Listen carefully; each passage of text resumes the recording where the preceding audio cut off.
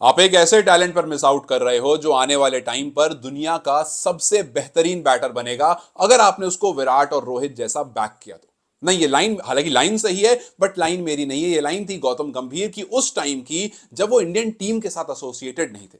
तब उन्होंने कहा था ना कि संजू सैमसन अगर इंडिया के लिए नहीं खेलता है तो ये इंडिया का लॉस है, संजू का नहीं। और आज जब मौका मिलता है तो आप उसको एक बार फिर से उसी पैटर्न पर फॉलो कराते हो। हाँ, वही पैटर्न के ओडीआई वर्ल्ड कप आने वाला होगा तो टी20 में आ जाएगा, चैंपियंस ट्रॉफी आने वाली होगी तो टी20 में खेलेगा, और जैसे ही टी20 का टूर्नामेंट आने वाला होगा तो आप उसको ओडीआई में डाल दोगे। एक डेढ़ साल पहले आप उसको लाते नहीं थे, अब आपने लाना शुरू करा है तो जिस फॉर्मेट का टूर्नामेंट आता है उससे पहले आप उसके दूसरे फॉर्मेट में संजू को ला देते हो। और देखना चैंपियंस ट्रॉफी के बाद संजू आपको ढेर सारे ओडीआई खेलते हुए दिखेंगे, क्योंकि उसके बाद टी20 वर्ल्ड कप आने वाला है, उसके बाद एशिया कप वगैरह है, और जो टूर्नामेंट्स टी20 वाले फॉर्मेट में है उसमें आपको संजू सैमसन को नहीं डालना होगा तो आप अदर फॉर्मेट्स खिला दोगे और बाद में फिर कोई एक्सक्यूज ला करके सामने रख दोगे। यहां पर सवाल सिर्फ यह है कि ऋषभ पंत ओवर संजू सैमसन कैसे हो सकता है। मतलब यार देखो, जब जब टेस्ट टीम का सिलेक्शन होता है कोई नहीं आता, कोई सवाल नहीं करता कि भैया संजू सैमसन को मौका क्यों नहीं मिला, ऋषभ पंत को क्यों मिला। वी ऑल नो कि ऋषभ पंत टेस्ट में अच्छा करते हैं और टेस्ट में उनको मौका मिलना चाहिए और इस वजह से मिलता है और सब अप्रिशिएट करते हैं। लेकिन यहां पर जब ऋषभ पंत के आप नंबर्स देखते हो तो आप देखते हो कि पूरी व्हाइट बॉल क्रिकेट में ऋषभ पंत के पास सिर्फ एक सेंचुरी है और पिछली 15 इनिंग में संजू सैमसन के पास 4 सेंचुरीज है। उसके बावजूद संजू को मौका नहीं मिलता है व्हाइट बॉल क्रिकेट में, और वो भी तब जब टूर्नामेंट आने वाला होता है कोई बड़ा, जहां पर उसकी एग्जैक्टली जरूरत होती है। आई एम श्योर कि आप में से बहुत लोग होंगे वो कह दोगे कि यार टी20 की सेंचुरी तो क्यों काउंट कर रहे हो, यहां तो ओडीआई फॉर्मेट होने वाला, तो भैया ओडीआई में मौके तो दो। ओडीआई में जब आप मौके दोगे तब तो वो करेगा, जब मौका दिया तो सब सेंचुरी लगाई थी उसने। सो जिस फॉर्मेट में उसको मौका ही नहीं मिल रहा है, जिस फॉर्मेट में आप उसको प्रूव करने का चांस दे रहे हो, वो बैक टू बैक प्रूव कर रहा है और बीच में जहां एक दो मैच फ्लॉप होता है आप उसके अगेन ट्रेंड शुरू कर देते हो। ऋषभ पंत ने, if I am not wrong, कुछ 3-4 आईसीसी टूर्नामेंट खेले, एक भी 50 प्लस स्कोर नहीं उनके पास। और संजू सैमसन की तरफ आप देखोगे आपको तुरंत मिल जाएगा, जहां पर उनको खेलने का मौका मिला वहां पर एक स्कोर उनके सामने होगा। अब एक नया एंगल निकला है कि संजू को सिलेक्ट इसलिए नहीं किया गया क्योंकि उन्होंने विजय हजारे ट्रॉफी नहीं खेली थी, और बीसीसीआई ने कहा है कि भैया डोमेस्टिक नहीं खेलोगे तो प्रेफरेंस नहीं मिलेगी। हालांकि वो रूल अभी के बाद इंप्लीमेंट होना है, लेकिन फिर भी संजू को लेकर एक कहानी ये पहले ही आ चुकी थी कि संजू ने ईमेल के जरिए बता दिया था अपने वोट को कि जी मैं अवेलेबल हूं, आप मुझे सिलेक्ट करना, मैं अभी विजय हजारे के लिए अवेलेबल हूं। लेकिन उनको यह कहकर मना कर दिया गया था कि नहीं, हम यंगस्टर की तरफ देख रहे हैं, फिलहाल हम किसी यंग विकेट कीपर बैट्समैन की तरफ देख रहे हैं। वहां से आपने संजू को साइडलाइन करवा दिया। यहां आप संजू को लेकर के कह रहे हो कि जी उन्होंने विजय हजारे नहीं खेला, और अब खबर यह आती है, उन्होंने कहा कि हम देखेंगे संजू के मैटर, हम इन्वेस्टिगेट करेंगे कि एग्जैक्टली मैटर क्या था, क्या संजू ने मना किया था या फिर उनके बोर्ड ने मना किया था। अब इन्वेस्टिगेट करके क्या करोगे, अब तो संजू ऑलरेडी टीम से बाहर हो गया ना। अब आईसीसी का कोई टूर्नामेंट रिसेंट में है नहीं, आप उनको इंडिया वर्सेस इंग्लैंड टी20 खिला दोगे और वहां पर उनके रन आ जाएंगे और फिर एक बार फिर से संजू की जय जयकार होगी और आप बोलोगे कि यार हाँ मिस कर गए या फिर होना चाहिए था, नहीं हुआ। बट आप कुछ कर नहीं सकते, सिर्फ आप बातें बना सकते हो।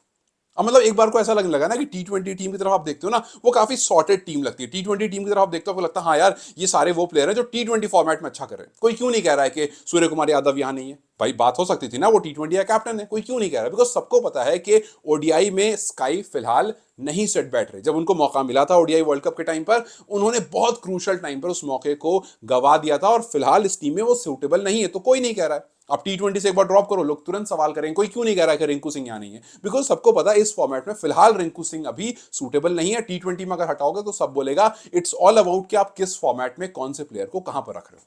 अब सवाल सिर्फ यह है कि भाई और बंदा क्या करे सेलेक्ट होने के लिए। जब लास्ट ओडीआई मैच खेला वहां सेंचुरी लगाई, जब लास्ट अपना विजय हजारे ट्रॉफी खेला था सेकंड लास्ट, वहां सेंचुरी लगाई थी, जब लास्ट टी20 मैच खेला वहां सेंचुरी लगाई है, जब लास्ट डोमेस्टिक मैच खेल कर आया तो वहां सेंचुरी लगाई है। सो जहां जहां इसने मैचेस खेले हैं वहां वहां इसने रन किए हैं। अगर इन सब के बावजूद आप ऋषभ पंत को प्रायोरिटी देने में वाकई इंटरेस्टेड हो तो ये दिखता है कि यार एक फेवरेटिज्म है जो लगातार चलता आ रहा है, या फिर आप ऋषभ को जाकर के ये नहीं कह पा रहे हो कि यार ऋषभ, जिस तरह से आपने संजू को कहा था कि हम शिवम दुबे को प्रेफरेंस कर रहे हैं, जब टी20 वर्ल्ड कप का फाइनल था आपने कहा था कि यार हम ना शिवम को प्रेफरेंस करें, हम आपको अभी विनिंग कॉम्बिनेशन को हम छेड़ना नहीं चाह रहे हैं, तो you're okay with it. Sanju ने कहा अरे ठीक, कोई बात नहीं, मैं फाइन हूं, कोई बात नहीं रोहित भाई, आप आगे जाओ, कोई दिक्कत नहीं है, आप शिवम दुबे के साथ जाओ।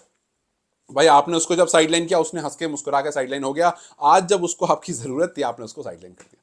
संजू सैमसन के आप नंबर्स देखो, 16 मैच में 510 रन, एवरेज 56 का, स्ट्राइक रेट लगभग 100 का, 2 बार मैन ऑफ द मैच, एक सेंचुरी उसके पास है साउथ अफ्रीका के खिलाफ जो 108 रन आया था। वहीं आप ऋषभ पंत की तरफ देखोगे, 31 मैचेस, ऑलमोस्ट डबल मैचेस हैं, रन 871 थोड़े से ही ज्यादा है, एवरेज 33 पर आ जाता है, 106 का स्ट्राइक रेट है, मैन ऑफ द मैच एक बार और सेंचुरी एक बार।